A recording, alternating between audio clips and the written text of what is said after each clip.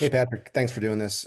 Just wide net, how is rehab been going? And then just the second part of that, I know there's a lot of questions that'll go along with the recovery, but is there a date or a date range that you're driving to, be back, even if it is, a lot of months from now?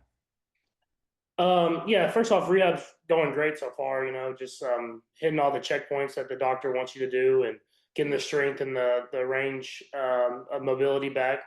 So that's been going great. Been doing all of it here in Kansas City so far, and Julie has been crushing it, pushing me, and the doctor kind of gives you like goals to get to, and I just try to maximize those, and they hold me back because I always want to go a little bit further. So it's been going great. I mean, obviously, I think the long term. I want to be ready for week one.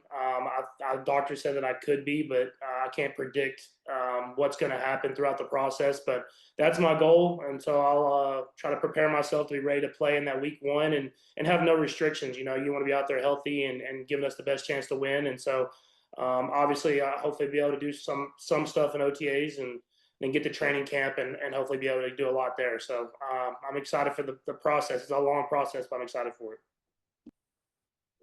Let's go next to Sam McDowell. Hey, Patrick.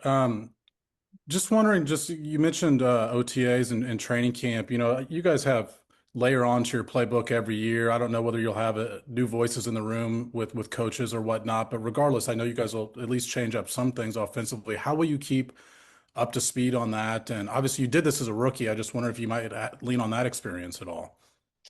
Yeah, I think more than anything, it's just being in there, being in the room, being on the field as much as they'll let me, and then when I'm not able to take the reps, kind of getting those mental reps behind the play and seeing everything develop.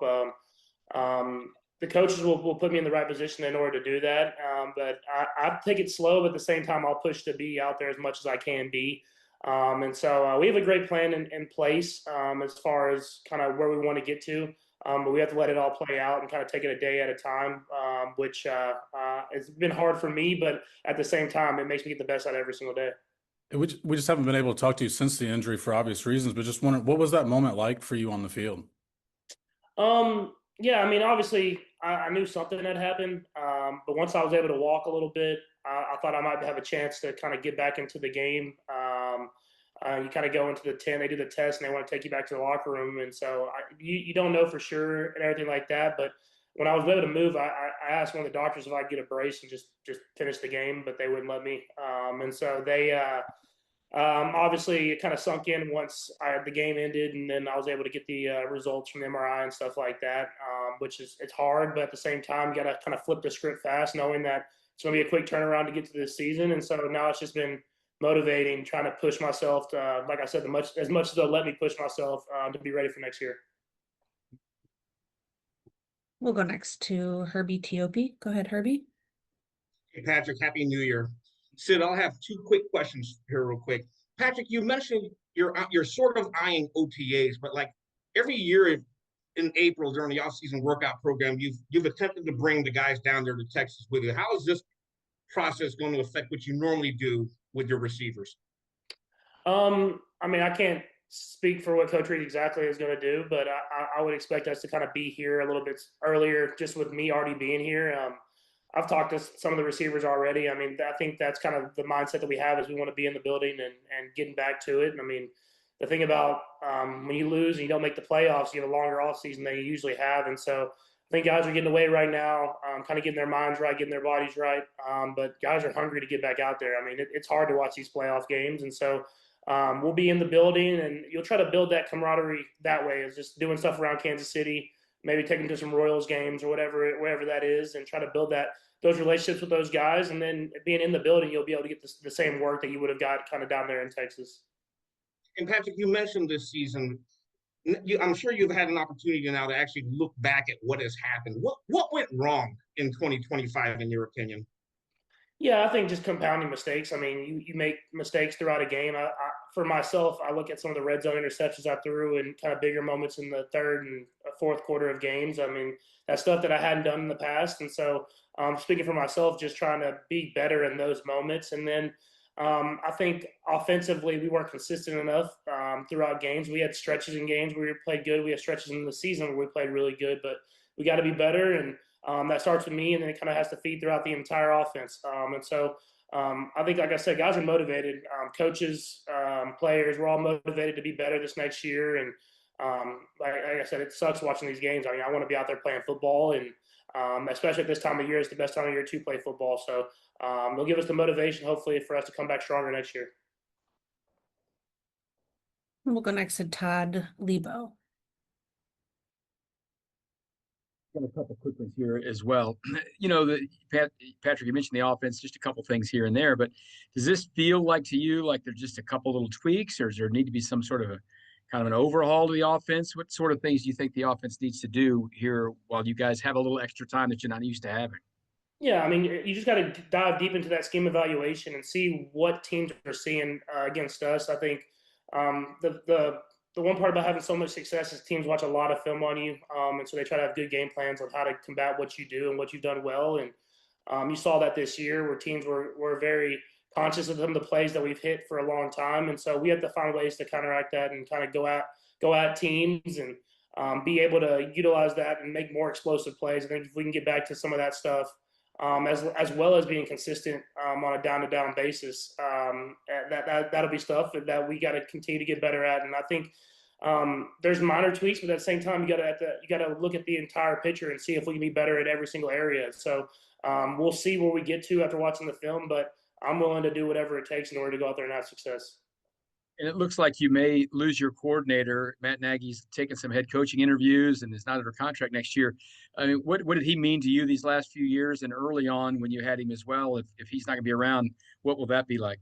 Yeah, I mean, I love Coach Nagy, and he's done a lot of great things in my career to help me become the quarterback that I am. And I know that he's looking to take that step and get back to the head coaching spot. And I hope he gets another opportunity to do that. But he's a great man, a great person. It's been cool to see like the changes of him as a coach, as him going to be a head coach and coming back. But he gave me a lot of ideas to be better as a person, as a quarterback. And so I'm hoping the best for him as he goes through this head coaching process and he gets another opportunity to go out there and lead an organization. We'll go next to Vahe. Hey, Patrick, thanks for making time. Just a clarification first. Is your surgery more accurately called a repair or a reconstruction? Are you able to articulate that? Then I'll just have a follow-up. Honestly, like both of them, I feel like mean the same thing. But I think what I got from my doctor that kind of cleared it up for me is obviously I had the ACL and the LCL, but everything else was clean. And so, like as bad as it was as clean as it could be. There's a lot of I found out there's a lot of little things that could happen around that knee that I had never even known. So I was lucky enough, God blessed me enough to not do some of those little things that could prolong the injury. So now it's just about rehabbing and getting the LCL and the ACL right, giving it time to rest, but at the same time building up that strength so that whenever I am ready to go, I'm ready to go. And just with that, you've talked so much already about how much you're pushing yourself. Is there any kind of balance or challenge to thinking about your urgency to get back versus, really thinking long term for your future years from now? Yeah, for sure. I mean, that's something that I have to think of. I think the coaches and the organization all has to think of. But at the same time, that's why they give me limits to where I can push it. It's like Dr. Cooper did. He described that to me. He said, "I'll give you the limits of where you can push it to, and then it's up to you how far you want to push it to that limit." And knowing me, I'm gonna push it to the exact limit every single day. And so, there's places you can't go yet, which I want to, but I can't go yet. But at the same time. They're doing it for a reason, and that starts with Dr. Cooper and his team. That starts with Julie and Rick and all them in the training room, and it kind of feeds throughout the entire organization. Thanks, Patrick. Let's go next to Matt McMullen. Hey, Patrick. You mentioned Julie. You've obviously worked with her a lot over the years. How important is that relationship when you're going through something like this?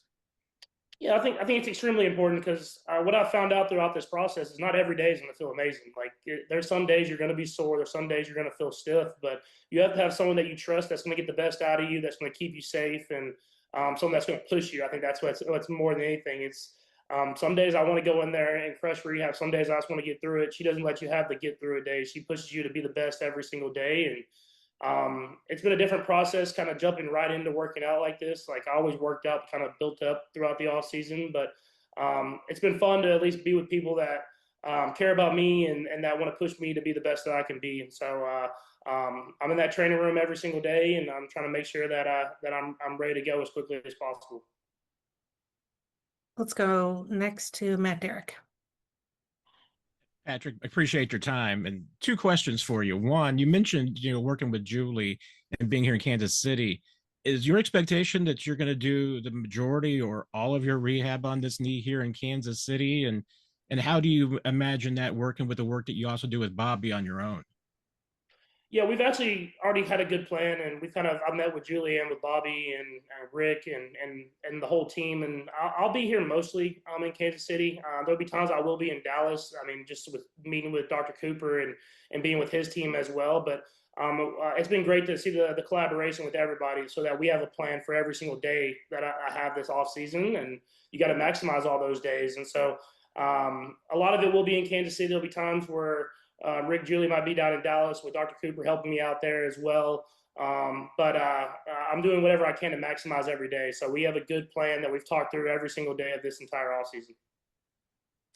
And with regards to Matt and the possibility he could leave you, what are the things that you want and that you like in having an offensive coordinator that are important to you, those traits? And is there anybody that is on your mind that you'd love to see as your offensive coordinator one day? I mean, obviously there's names out there, but I think with especially how many vacancies there is at the head coaching job, you kind of have to let that all play out to see how you kind of build the staff. But I don't know, Coach Reed, if Coach Nagy is able to get another job, a head coaching job, that he'll have a good plan of who he wants to bring in.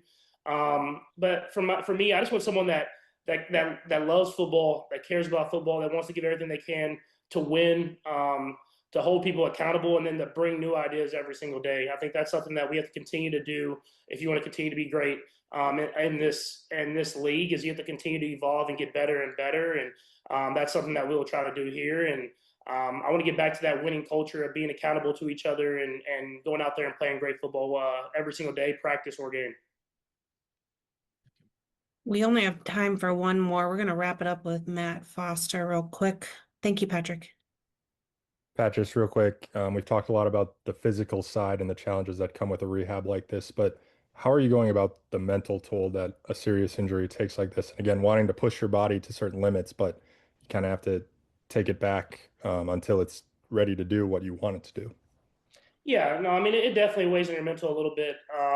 But for me, I think just having that goal in mind of trying to get better every day and knowing what I'm striving to do which is to be ready as quickly as possible and have a chance to play in that opening day game, no matter where it is, so that I'm there with my teammates and can be at training camp and doing what I need to do. I think that's kind of pushed me through some of those mental hurdles, and that, as well as having a great wife that is able to keep me involved with the kids, and the kids understanding that dad can't necessarily be the dad that I usually am, throwing them around the couches and stuff like that. But I'm there and I'm trying and doing stuff like that. I think that's been good for my mental, is just being around the kids and being around the family and having a lot of great people around me.